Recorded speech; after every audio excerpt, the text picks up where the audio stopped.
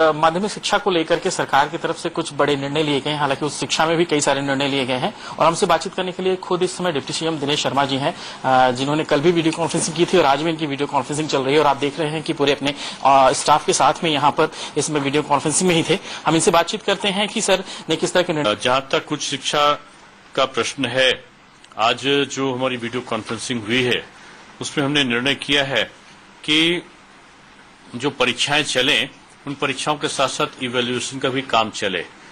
सुझाव के तौर पर यह दिया गया था कि परीक्षाएं जो हैं उनमें क्वेश्चन कम आए और तो कुछ विश्वविद्यालयों ने कहा कि कम क्वेश्चन के साथ कर सकते हैं। कुछ विश्वविद्यालयों की कठिनाई ये थी कि उनके पर्चे छप चुके थे, तो ये विश्वविद्यालयों पर छोड़ा गया है कि वो 2 शिफ्ट में कराते हैं कि 3 शिफ्ट में कराते हैं।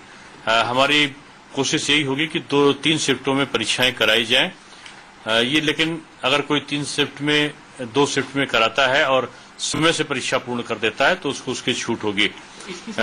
जैसे ये परीक्षाएं सर मैनुअल होंगी या फिर सीधे ऑनलाइन माध्यम से रखेंगे या किस तरह से होगा सर? नहीं, परीक्षाओं के बारे में 3 मई को अगर लॉकडाउन हट जाता है तो लॉकडाउन हट जाने के बाद ही ये परीक्षाओं की बात हम कर रहे हैं।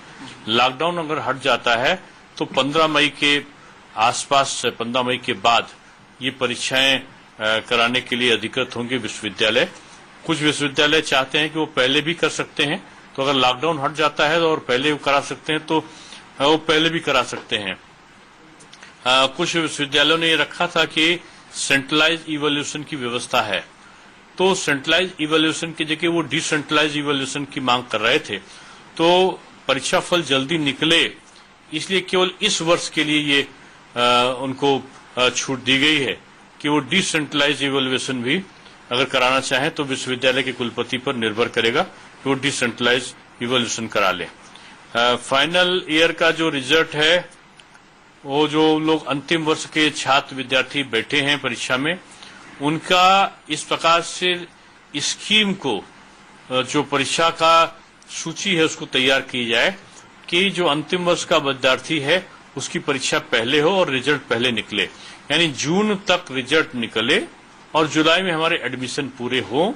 ये हमारा लक्ष्य है कि सत्र का नियमितीकरण रहे।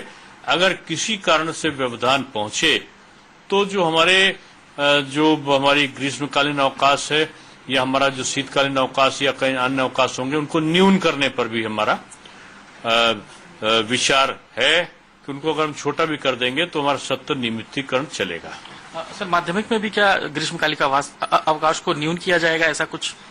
नहीं, माध्यमिक में तुम्हारी परीक्षाएं हो ही चुकी हैं, तो माध्यमिक में हमारी जब ग्रीष्मकालीन परीक्षाएं हो चुकी हैं तो जो बच्चों का सत्र अभी हम शुरू कर रहे हैं ऑनलाइन को हमने शुरू ही कर दिया है, तो इसलिए अगर आवश्यकता पड़ी तो न्यून किया जा सकता है।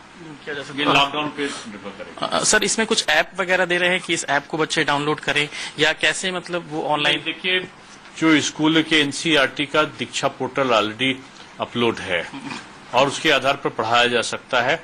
इसके अलावा कई और शिक्षा के चैनल में इस प्रकार की व्यवस्था है ऑनलाइन टीचिंग की, तो उसकी सहायता वो लोग ले सकते हैं। इस बार sir 7th, 9th and 11th के बच्चों को पास किया गया है, इवन 10th और 12th के रिजल्ट का लोग इंतजार कर रहे हैं।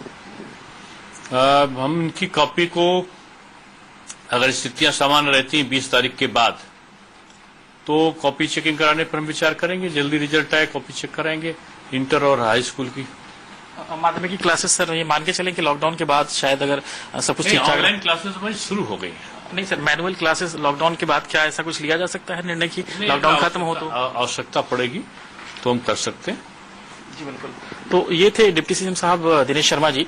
जाहिर सी बात है कि उच्च शिक्षा को लेकर के जिस तरह के निर्णय है कि उच्च शिक्षा के जो भी एग्जाम्स हैं वो अगर लॉकडाउन खत्म होता है तो जाहिर है कि उसके बाद कुछ तारीखें आ सकती हैं, और वहीं माध्यमिक शिक्षा के लिए ऑनलाइन पढ़ाई इसमें शुरू हो चुकी है, जो कि इसमें अनवरत चल रही है। हालांकि ग्रीष्मकालीन अवकाश को भी लेकर के सूक्ष्म करने को लेकर के भी निर्णय